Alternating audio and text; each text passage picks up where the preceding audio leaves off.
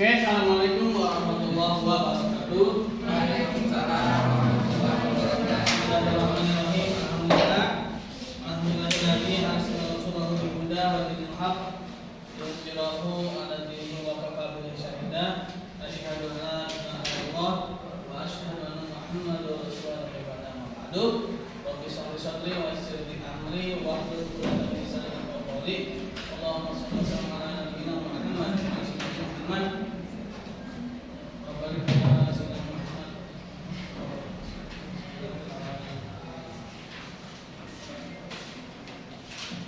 Oke, kemarin kita sampai capitalism behavior ya, Jeremy Bentham ya.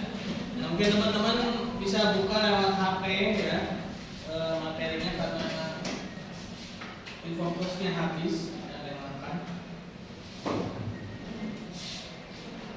Nah, Jeremy Bentham kemarin sedikit saya bahas mengatakan apa, maximizing pleasure, minimizing pain ya. Nah, dia memaksimalkan kesenangan ya, teori rasionalitas itu memaksimalkan kesenangan, meminimalisir yang namanya penderitaan.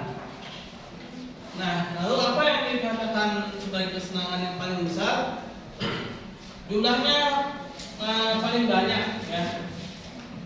Kesenangan yang paling besar adalah yang jumlahnya paling banyak, the greatest happiness of the greatest number. Jadi semakin senang ya kalau jumlahnya itu banyak ya. Punya mobil satu ya, lebih senang lagi kalau punya mobil dua. Punya rumah satu segede istana, lebih senang lagi punya rumah segede istana dua kan. Nah terus ya sampai apa? Kalau bahasa hadisnya itu sampai tanah menutup mulutnya ya, sampai mati baru nyesel ya. Nah, kalau kata si Tono apa? Tono. Nah, kalau kata si Tono penyesalan itu adanya di akhir ya. Kalau di awal namanya pendaftaran ya. Nah, jadi seperti itu ya. Ketika kita ada puas-puasnya ya. Nah, kenapa sih? Ya karena memang ini ya, si Jeremy Bentham ini yang mengajarkan ya. Jadi yang namanya permasalahan ekonomi yang ada pada mata kuliah ekonomi ya, itu landasannya dari sini ya kan, motif ya, prinsip ekonomi dengan pengorbanan yang sekecil-kecilnya untuk mendapatkan hasil yang sebesar-besarnya. Kenapa? Karena ya ini ya behaviornya. Jadi suatu sikap yang memang sudah ditanamkan ya dari suatu kebiasaan ya, yang memang sudah berpatri dalam pikiran ya, sehingga menjadi suatu bangunan ekonomi ya, menjadi suatu pemikiran dan menjadi suatu sistem ya, menjadi suatu sistem dan menjadi bangunan ekonomi dengan instrumen-instrumen yang mendukung ya, seperti riba, bunga ya, yang nanti kita bahas ya. Bagaimana itu perjalanannya riba itu dari masa ke masa ya, dan juga kenapa kok bisa muncul pemikiran seperti ini ya. Nah ini si Jeremy Bentham ini ya. Nah lalu tindakan yang baik kata Jeremy Bentham ini sudah tindakan yang mengarahkan manusia menambah jumlah kesenangan, sementara tindakan yang tidak mengarahkan kesenangan atau mengurangi jumlahnya atau tindakan yang tidak baik. Jadi kalau teman-teman sedekah, teman-teman amal itu dibilang tindakan yang tidak baik. Kenapa? Karena mengurangi ya. Tapi kalau kita narik keuntungan dengan cara riba, yang minjemin orang 1 juta, terus kita minta balikinnya 1 juta berapa? 1.200.000. Nah menurut si Jeremy Bentham good ya, bagus ya. Nah si Jeremy Bentham begitu ya. Nah itulah capitalism behavior ya. Nah itulah yang menjadi behavior. Behavior itu sikap ya, kebiasaan gitu, behavior. Nah ini baru si Jeremy Bentham ya. Nah lalu Adam Smith. Nah Adam Smith ini juga salah satu tokoh. Dia juga sebenarnya punya 2 buku ya. Yang terkenal itu The Wealth of Nation ya, The Wealth of Nation.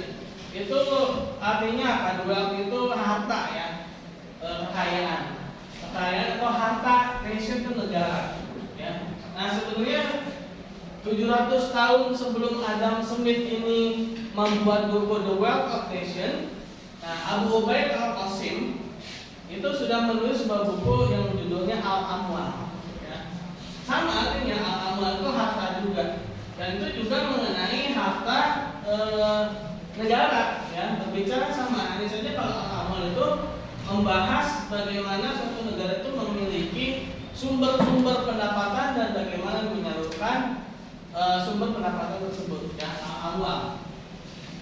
Nah, bahkan banyak yang mengindikasikan, ya, mencurigai, ya, bahwa Adam Smith ini dia mengambil, ya, dari bukunya Abu Ubaid al-Qasim, dari kitab Al-Amwal tersebut, ya, yang mana memang kitab Al-Amwal itu sudah berbicara tentang harta negara, ya, berbicara tentang bagaimana harta negara itu punya aset atau bahasa kekinian itu fiskal syariah, ya. Fiskal itu masih kayak pajak, ya, subsidi itu fiskal tuh, ya. Nah, dalam kitab Al-Amwal Abu Ubaid al-Qasim itu sudah membahas itu, ya. Jadi ulama-ulama kita ini sebetulnya beberapa ratus tahun yang lalu, ya, itu sudah punya pedoman-pedoman, ya. Hanya saja ya masih kurang yang menggali, ya. Nah, bukan hanya ekonomi, sudah banyak juga yang bidang-bidang ilmu yang lainnya, ya. Ilmu yang lainnya itu banyak, ya. Nah, karena kita di mata kuliahnya itu prinsip ekonomi Islam, maka kita belajar ekonomi Islam, ya. Kitab-kitab para ulama, ya. Salah satunya ini, ya, Abu Ubaid al-Qasim, kitab Al-Amwal. Lalu ada lagi Abu Yusuf, ya, membahas tentang kharaj, yaitu kalau dibilang pajak, ya, pajak atas tanaman, ya, kharaj, ya. Mungkin ada yang pernah dengar, ya, pernah dengar, ya, nggak usah, maaf, ya. Nah, itu banyak, ya, kitab-kitab para ulama kita tuh sudah banyak membahas tentang peraturan-peraturan tentang bagaimana hukum-hukum suatu negara, ya, bagaimana membagikan dan mengumpulkan harta negara, ya. Nah, si Adam Smith ini dia mengatakan capitalism is based upon individual self interest and the pursuit of monetary gain, ya. Nah, dia bilang bahwa kapitalisme ini berdasarkan pada individual self interest, pada kepentingan pribadi, ya, kepada individu, ya. Jadi, ya, bagaimana tergantung masing-masing, ya, artinya dia tidak mengatur secara keseluruhan. Jadi yang namanya kebenaran itu, ya, menurut si Adam Smith itu diserahkan pada masing-masing pribadi, ya. Nah, menurut Adam Smith, ya. Nah, secara ekonomi pun juga begitu. Kamu mau kaya, silakan, mau kedukun, mau mana gitu, ya, mau ngejambret, ya. Nah, itu individual self interest aja, buat kepentingan pribadi aja, gitu kan. Nah, inilah individual teori kapitalis. Jadi memang kenapa kok ada permasalahan ekonomi yang keinginan yang tidak terbatas berhadapan dengan sumber faktor produksi yang terbatas, ya, karena memang secara behaviornya dia bilang gitu, capitalism is based upon individual self interest and the pursuit of monetary gain. Pada gain itu semacam kayak selisih, ya, selisih uang, keuntungan lah, ya, ini itu keuntungan, ya. Nah, jadi memang dari sini juga, ya. Nah, lalu ada Smith juga bilang bahwa humans are largely ruled by sentiment. Jadi orang itu, ya, berdasarkan pada sentimen itu semacam perasaan ini aja, ya, feeling and passion, ya. Nah, di sini ada kata-kata teologi. Sebenarnya teologi ini bukan teologi, ya, lebih mengarah pada satu agama. Serius, ini dosen saya sendiri yang buat ini, ya, dia ambil langsung dari bukunya Adam Smith, ya. Nah, sebenarnya ini bukan teologi, tapi Kristen, ya. Mengatakan bahwa teologi is not a source of truth, ya. Nah, jadi kenapa dia bilang? Jadi yang pernah saya sampaikan itu, ya. Jadi dia itu semacam semacam trauma, ya. Dia katakan bahwa theology is not a source of godliness, ya. Jadi agama itu bukan sumber dari kebenaran, kata dia, ya. Nah, makanya kan ketika orang itu tidak lagi memegang agama sebagai sumber kebenaran, maka yang kebenaran akan diserahkan pada pribadi masing-masing. Ya, begitu pula dalam bertindak ekonomi, ya, dalam suatu tindakan ekonomi. Nah, kenapa muncul teori individual, teori kapitalis ini? Ya tidak bukan karena mereka trauma terhadap agama mereka, sehingga dalam memenuhi kekayaan mereka, dalam mencari kekayaan mereka berasal pada masing-masing aja, ya, pada kepentingan pribadi masing-masing. Nah, sedangkan kita tahu kalau diserahkan pada pribadi masing-masing pasti akan berbeda-beda, ya. Kalau benar-benar kita nggak punya pegangan agama, ya kan? Kalau kita benar-benar punya pegangan agama, mungkin menurut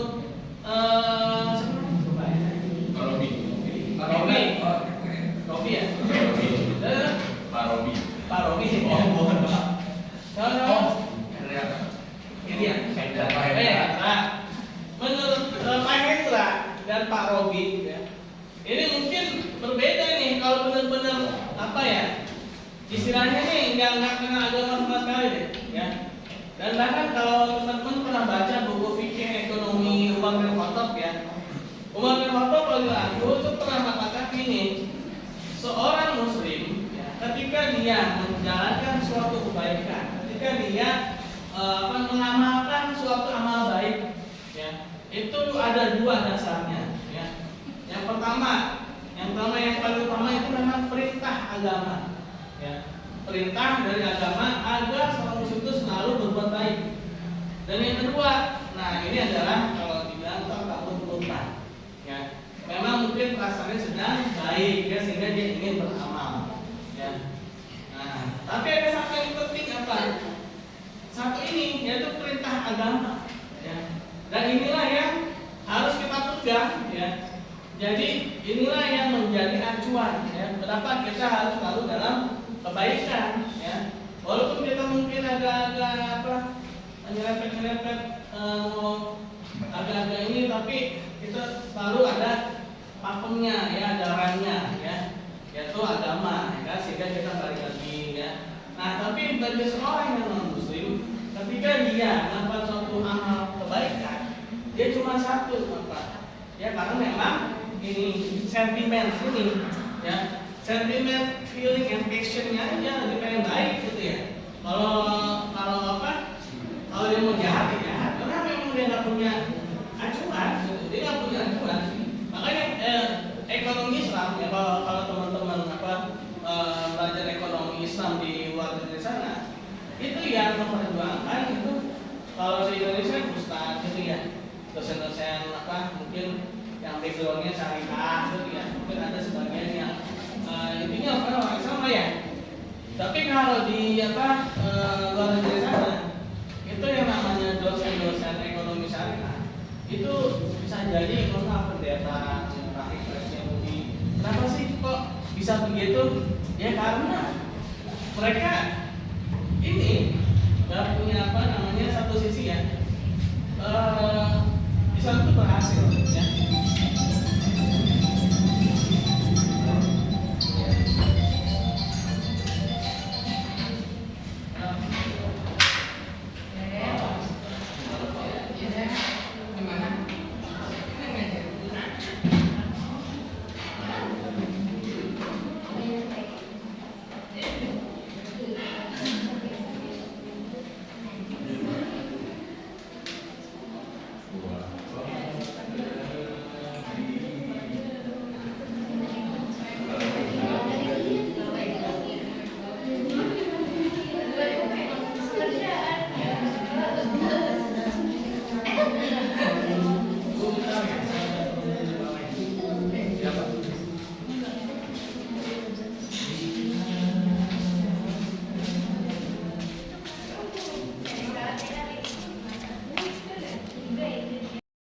Oke, sama lagi.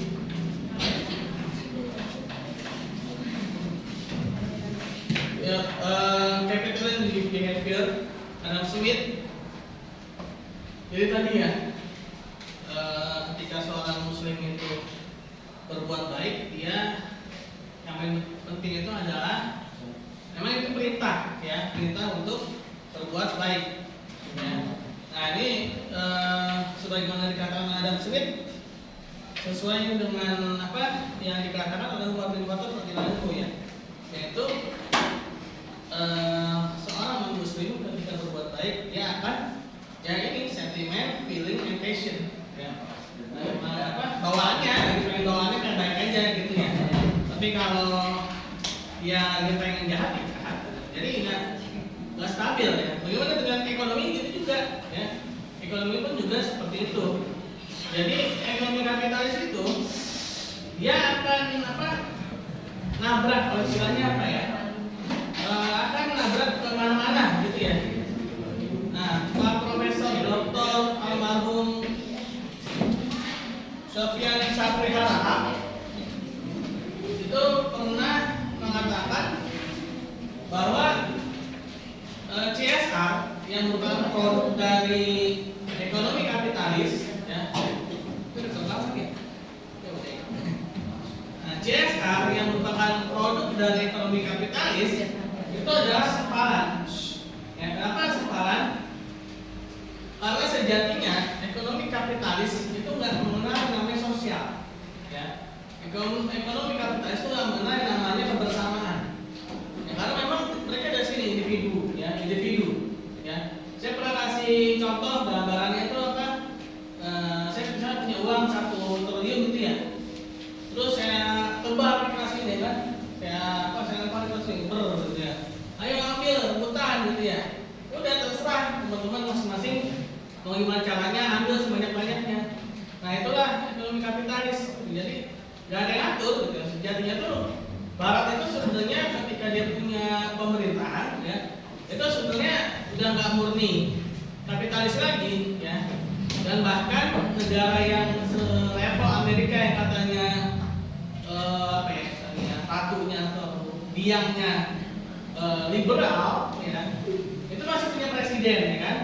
Bahkan dulu tahun berapa 98 apa ya, dosen saya itu pernah cerita tahun-tahun 90-an itu motor Harley Davidson itu pernah kalah saing dengan motor-motor Jepang ya. Seharusnya kalau secara hukum liberal kapitalis individu ya kan, seharusnya ya udah kegilas ya kan, nggak akan ada lagi sampai sekarang yang namanya motor Harley Davidson, yang mungkin adanya Harley Davidson.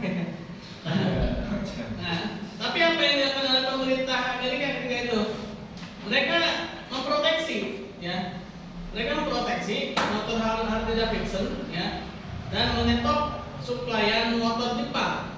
Kan artinya mereka tuh tidak menjalankan perintah dan larangan pemikirannya, gitu kan ya. Nah, mereka justru malah mencampur adukan itu kan. Nah, artinya apa? Ini sesuatu yang memang tidak bisa dijadikan pegangan ya. Kapitalisme itu sesuatu yang tidak bisa dijadikan pegangan. Nah, lalu bagaimana nanti ya dengan komunis ya? Nah, itu juga mereka ya hampir sama lah ya, 11-12 lah. Nah, ini si Adam Smith ya. Nah, Adam Smith juga mengatakan bahwa the capitalist economy is not the result of total conscious planning. Nah, dia sendiri bilang bahwa ekonomi kapitalis itu bukan hasil dari suatu perencanaan. Artinya apa? Mereka nggak punya perencanaan apa, pokoknya berjalan aja gitu ya. Nah, kan salah juga ya teman-teman ya, ketika kita punya prinsip biarkan seperti air yang mengalir ya, itu hati-hati juga ya. Kenapa kalau misalnya ngalir ke comberan gimana ya kan? Nah, ya, terus menggenang ya kan, nggak mengalir ya. Karena memang sesuatu itu semuanya harus direncanakan ya, harus ada perencanaan. Nah, dalam ekonomi Islam itu udah ada yang perencanaan. Apa yang menjadi tujuan ekonomi Islam itu falah ya. Falah itu kemenangan dunia dan akhirat. Nah, itulah yang menjadi conscious planning kita ya, yang menjadi tujuan akhir dari ekonomi ini. Ini adalah kesejahteraan dunia akhirat ya, bukan hanya kita kaya di dunia ya. Nah, kan maunya apa? Mudanya kaya raya, tuannya foya-foya, matinya masuk surga. Nah itu kayaknya utopia banget ya. Nah itu capitalism behavior ya. The capitalist economy is not the result of total conscious planning. Ya. Nah, similarly, ya, sama juga. Nah, the moral education and socialization of humans is not the result of total conscious planning. It is the result of the constant feedback of society to the action of the individual. Nah, dia bilang lagi kata Adam Smith sama nih, bahwa pendidikan moral, bagaimana bersosialisasi, ya itu juga bukan. Jadi apa ya? Ketika mereka ketemu ya udah apa bebas aja gitu kan. Makanya mereka itu ya terpengaruh ya. Ketika dunia ini dikuasai oleh Islam, mungkin teman-teman pernah lihat ya pakaian-pakaiannya orang-orang Barat dulu ya. Itu bahkan ada loh yang pakai cadar ya. Ada. Kenapa? Karena memang ketika itu ya ini ya mereka itu nggak punya planning gitu loh. Ketika dunia itu memang lagi dipengaruhi kebaikan, mereka jadi baik, ya kan? Termasuk ya mungkin ya kalau apa namanya di Indonesia ya. Kalau kita lihat ya di Indonesia ini, ya mohon maaf ya, kenapa sih kok agama-agama yang lain tuh kayaknya ibadahnya kuat juga gitu ya? Coba kalau teman-teman jalan-jalan ke Eropa ya, coba lihat bagaimana di sana gereja-gerejanya ya, itu ramai apa enggak? Enggak, ya sepi ya. Kenapa? Karena memang ketika mereka mayoritas, mereka tuh nggak bisa terpengaruh oleh siapa-siapa lagi ya kan? Karena tergantung pribadi masing-masing kan. Ketika mereka di lingkungan orang Islam, mereka terpengaruh tuh, orang Islam kok rajin banget ya, pagi-pagi udah bangun sholat, mereka terpengaruh tuh. Orang Islam aja belum matahari belum terbit udah pada bangun tuh, ya. Udah pada apa sholat gitu kan. Nah, mereka nggak mau kalah gitu kan. Nah sama ini ya. Nah, jadi memang nggak punya pegangan gitu ya, nggak punya pegangan. Dalam berekonomi pun juga mereka nggak punya pegangan. Nah, itu muncullah yang tadi muncul ada namanya CSR, kan? Corporate Social Responsibility, ya. Nah itu kenapa sih bisa muncul CSR? Ya karena dari sisi manusia, ya kemanusiaan, itu kan kita masuk sosial juga, kan? Akhirnya muncullah pemikiran-pemikiran sosial juga, walaupun sebenarnya secara teori, ya, secara teori mereka nggak ada itu yang namanya CSR itu. Ya. Nah, mereka mengatakan bahwa moral education and socialization, ya, it is the result of constant feedback, ya apa? Cuma feedback aja, gitu. Cuma apa sih? Ya tanggapan-tanggapan aja gitu ya, hanya tanggapan-tanggapan. Nah, to the action of the individual ya. Nah, saya sambil nah, of society of the action of the individual ya itu ya, hanya feedback aja. Nah terus F.Y. Edgeworth mengatakan bahwa egoisme merupakan nilai yang konsisten. Nah, egoisme merupakan nilai yang konsisten dalam diri setiap manusia yang mempengaruhi setiap keputusan-keputusan hidup, termasuk keputusan ekonomi. Ya. Nah, jadi nilai-nilai egoisme itu dimasukkan dalam ini mereka. Instrumen-instrumen pemikiran ya, sehingga apa nggak akan ada ininya standar ya. Dalam ekonomi kapitalis itu nggak akan ada namanya standar dalam pemikiran. Sebetulnya ada standarnya, satu yaitu individual ya, yaitu individual interest ya, kepentingan pribadi, self interest ya. Nah inilah yang menjadi standar mereka ya. Nah individual self interest itu nggak ada standarnya ya kan. Tadi apa Pak Hendra dengan Pak Robi ya mungkin punya, kalau diserahkan pada pribadi Pak Hendra dan Pak Robi ya mungkin akan berbeda ya. Misalkan kita dengan berasumsi misalkan nggak ada namanya agama gitu ya, nggak ada yang namanya agama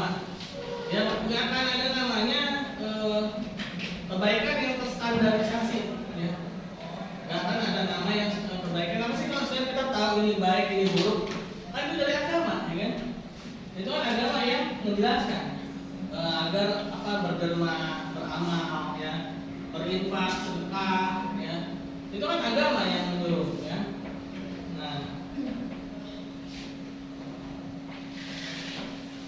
Nah, coba apa namanya ini ya, kita sekali-kali ya, kita lihat secara apa namanya, kalau dibilang itu otak kanan gitu, otak kanan itu secara keseluruhan ya. Coba lah kita, ya mungkin kalau kita misalnya udah belum bisa keluar negeri ya, mungkin kita lihat bagaimana berita-berita yang dari sana ya. Mungkin teman-teman pernah baca atau pernah nonton ya tentang film-film tragedi-tragedi di luar negeri ya. Mulai dari apa tuh, saya tuh pernah baca dan juga ada juga di videoin ya, semacam kayak kriminal ya, yang bermotifnya itu dengan suara anak bayi ya. Jadi kalau misalnya malam-malam ada suara anak bayi ya, itu ternyata ada ini maling gitu ya. Nah, mancing, namanya itu mancing. Jadi kalau misalnya si pemilik rumahnya ini keluar mencari, nah saat itu si apa maling itu akan beraksi ya. Nah, yang jadi pertanyaan adalah kemana tetangganya gitu ya? Kemana orang-orang sekeliling dia gitu? Kok bisa ya kan? Maling itu kan cuma satu orang ya kan? Satu komplek itu kan ribuan orang tuh ya. Nah, satu orang maling itu bisa ngalahin satu komplek kan? Ketika apa individual ini ya, orang akan merasa bodoh ya kan? Tidak memikirkan, nah itu mah urusan pribadi masing-masing gitu kan. Nah itu kan bahaya ya. Sehingga apa? Dampaknya ya akan munculnya biaya-biaya baru. Salah satunya adalah biaya keamanan ya. Dalam Islam keamanan itu nggak ada biaya. Kenapa? Karena yang namanya kita saling tolong-menolong itu kan udah jalan agama. Gak usah lagi kita tuh membayar tolong amanin saya dong apa bayar bodyguard ya kan. Dan bahkan khalifah yang kedua Umar bin Khattab ya, itu ketika jadi presiden ya, tidurnya di bawah pohon ya, nyantai gitu ya. Nah, kalau sekarang mungkin ya kalau pemimpin negara itu kalau tidur di bawah pohon tuh penjagaannya tuh berapa lapis ya kan. Karena itu berapa keamanan yang dibayar ya. Nah, itu pas pampresnya itu berapa itu ya kan. Nah, kalau itu nggak ada ya. Jadi apa? Jadi lebih efektif dan efisien. Biaya yang keluar itu nggak banyak ya. Palingan biaya itu adanya itu pun nggak banyak ya, kesehatan lah ya. Ya di pertemuan kesehatan itu pun kesehatan dalam Islam itu bisa juga tanpa biaya. Kenapa? Karena pola hidup ya itu bisa menjaga kesehatan ya. Ya palingan biaya itu terkait dengan bencana aja ya. Di zaman Umar bin Khattab radhiyallahu itu pernah terjadi musim kering ya, kemarau itu 8 bulan ya kan. Ramadan ya maksudnya. Pas itu iya. Pernah terjadi musim kemarau itu banyak yang meninggal juga ya. Nah, palingan itu pengelolaan ekonomi sulitnya itu ketika ada bencana aja ya, ketika ada bencana. Nah, kalau selebihnya kesehatan, keamanan itu udah ada biaya itu ya. Karena kalau kesehatan apa? Pola hidup ya. Dari pola hidup sudah sehat ya. Keamanan nggak usah lagi orang udah anjuran 100 masa mau bayar kan? Nggak ada istilahnya apa? Bayar orang buat ngamanin itu kan udah kewajiban masing-masing ya. Itu memang sudah kewajiban individu masing-masing. Nah, sehingga hidup itu benar-benar efisien ya. Ya paling pendidikan ya. Nah, itu pendidikan. Itu baru ada tuh ya. Di zaman Umar bin Khattab guru yang paling rendah kalau nggak salah yaitu pada waktu saya diceritain itu tahun berapa itu ya? Itu sekitar kalau dikurskan di rupiah itu 20 juta ya. Honor guru paling murah di zaman Umar bin Khattab itu guru paling bawah ya, bukan guru besar ya, bukan profesor dokter bukan ya. Itu guru paling bawah, mungkin guru honorer ya. Itu 20 juta sebulan. Ya. Kenapa kok bisa sedemikian tingginya, bisa sedemikian mahalnya? ya tadi itu karena biaya-biaya yang lain tuh nggak ada. Ya. Kan kita sekarang kebanyakan aneh-aneh gitu ya. Yang seharusnya nggak jadi biaya, ya kan? Yang seharusnya itu nggak ada jadi ada, ya kan? Nah, kenapa banyak teralokasi ke hal-hal yang seperti itu, ya kan? Korupsi muncul, ya, menuruti hawa nafsu. Akhirnya apa?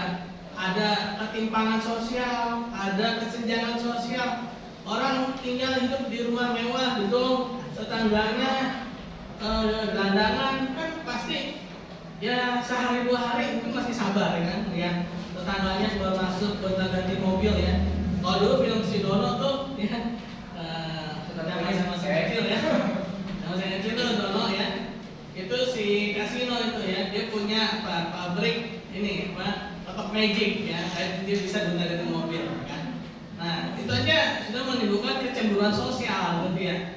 Nah, ini apalagi kalau misalkan itu yang benar-benar orang kaya, dia benar-benar miskin, kan lama-lama apa? Akan muncul rasa iri, kan? Nah, iri lama-lama ketumpuk jadi kriminal, ya. Akhirnya dia apa? Maling, ya kan? Akhirnya menjadi pencurian, ya kan? Yang seharusnya apa? Dia itu mengamankan malah menjadi menzolimi, ya kan? Dia menjadi menzolimi. Nah, di zaman Umar bin Khattab itu pernah terjadi pencurian, ya. Nah, tapi yang dihukum malah yang dicuri, ya. Ternyata yang mencuri ini dia untuk kebutuhan hidup, ya. Dia dicuri ini ternyata dia nggak pernah ngeluarin amal, ya, nggak pernah beramal, ya. Sehingga yang dihukum yang dicuri. Nah, ini ya. Tanya nih ya, egoisme ini dalam capitalism behavior, ya, itu menjadi salah satu nilai, jadi value, ya. Kalau kita kan value-nya apa? Gotong royong, ya kan? Value kita kan saling membantu, ya. Nah, value-nya dia egoisme, ya. Nah, merupakan value yang konsisten. Nah, value-nya itu egois, ya. Nah, ini dari pemikiran-pemikiran itu, ya, capitalism behavior ini, ya, itu apa? Dia self interest, ya, dari kepentingan pribadi, ya, kepentingan individu. Nah, ini kepentingan individu ini sebenarnya kemana-mana harus ini, ya. Kalau teman-teman pernah nonton TV, ya, pernah nonton radio, ya, dengerin TV, pernah apa? Nonton koran, ya.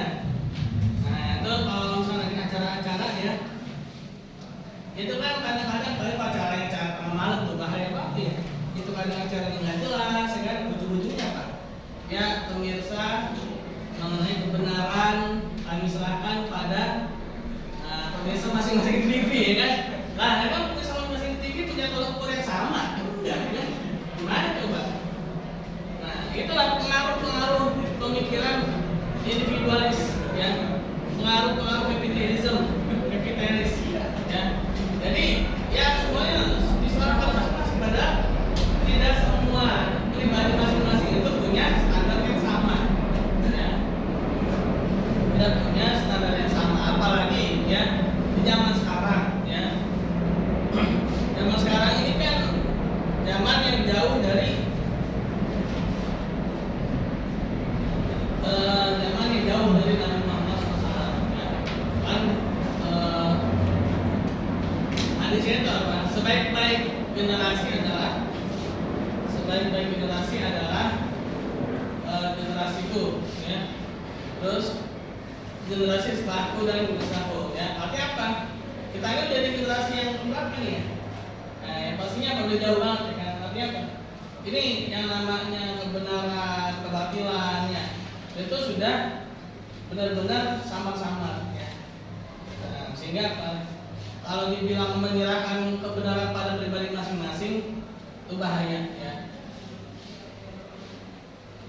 Nah, ini urgensi iman dalam perekonomian Islam, ya. Nah, seorang ini human nature, ya, alamiah seorang itu dia dipengaruhi oleh self interest, sentiment, passion, feeling. Nah, ini semua menjadi preferensi. Preferensi itu seperti niat, gitu ya. Niat, misalkan gini. Mungkin dulu teman-teman, ya, saya juga pernah kecil, ya. Pernah kecil juga ini, ya.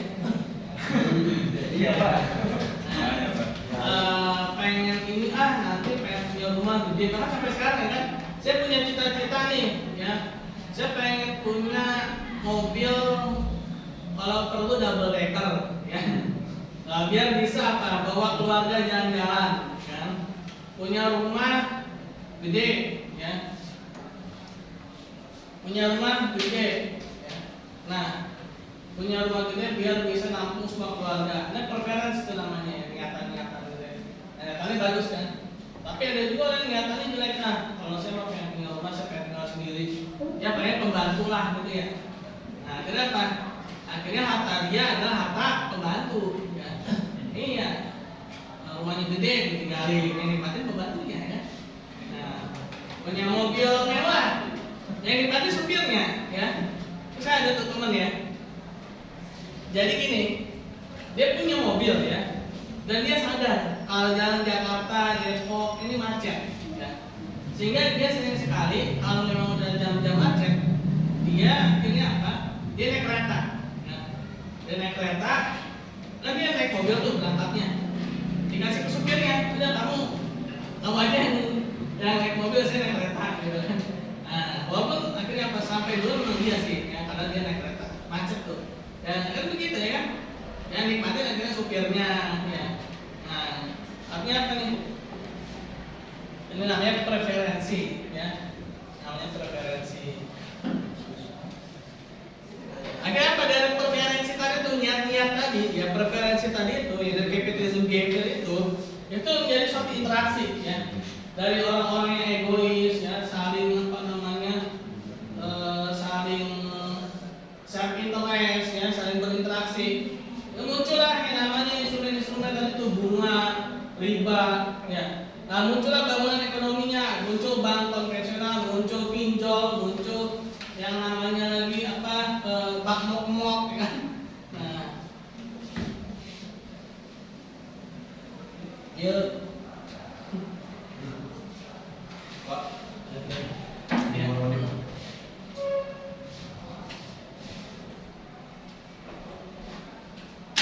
Nah, itu kenapa ya tadi ya? Karena dari human nature tadi.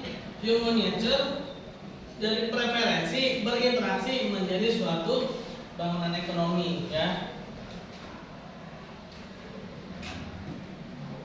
Nah, menjadi satu bangunan ekonomi tadi tuh muncul tuh ya macam-macam ya. Sekarang istilahnya pinjol ya. Dulu sih sama aja, bank keliling, bangke ya. Nah, ada lagi saya mau bikin ini bangke syariah ya. Bank keliling syariah ya. Nah, itu gimana tuh ya? Nah, itu kenapa sih bisa muncul kayak gitu ya? Human nature ya, human nature.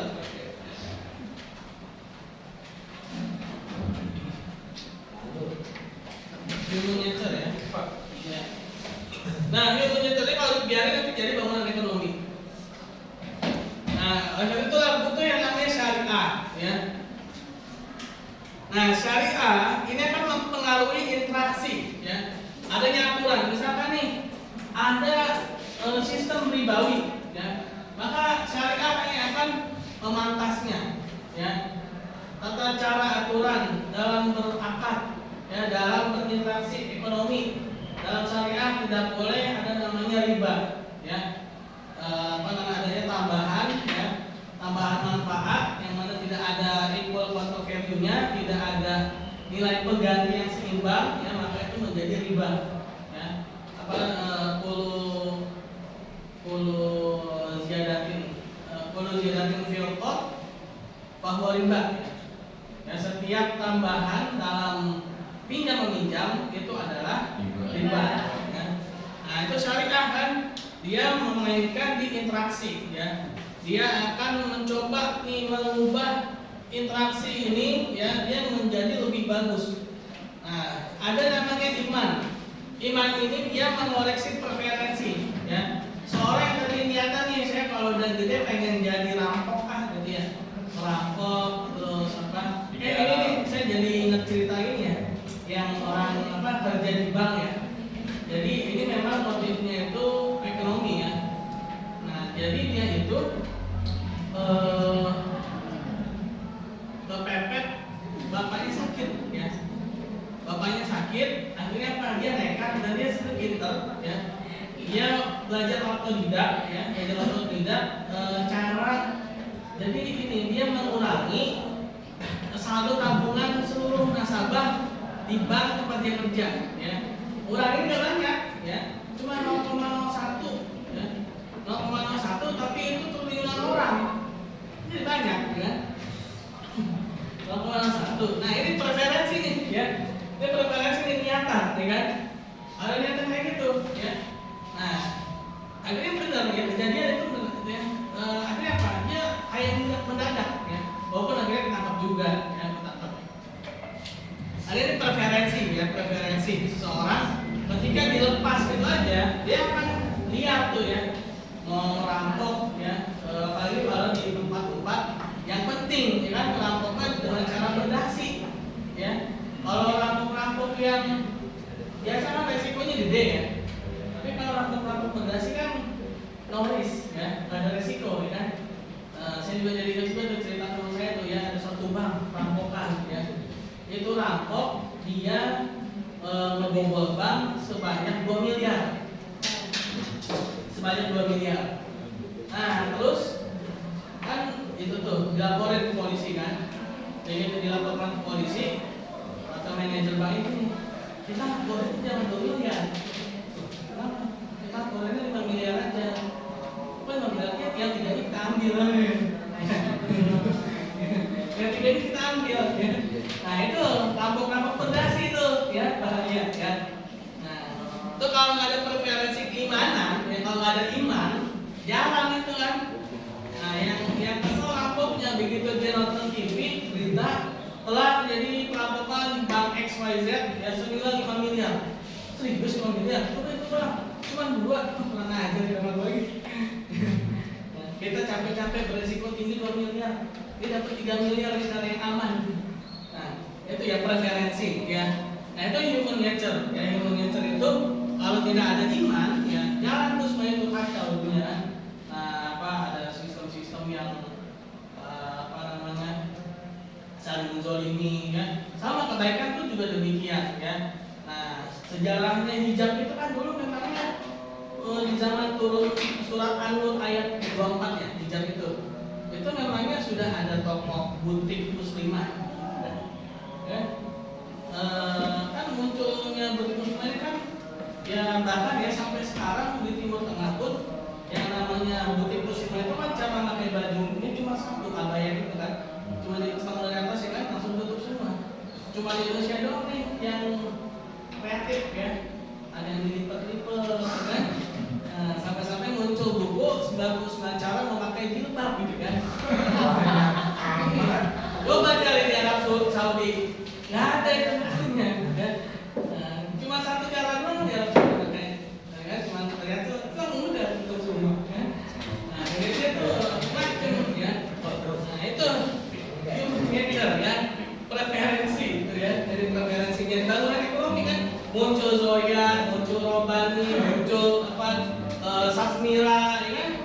Memang ketika turun surat An-Nur itu udah ada Zoya, belum ada, ya.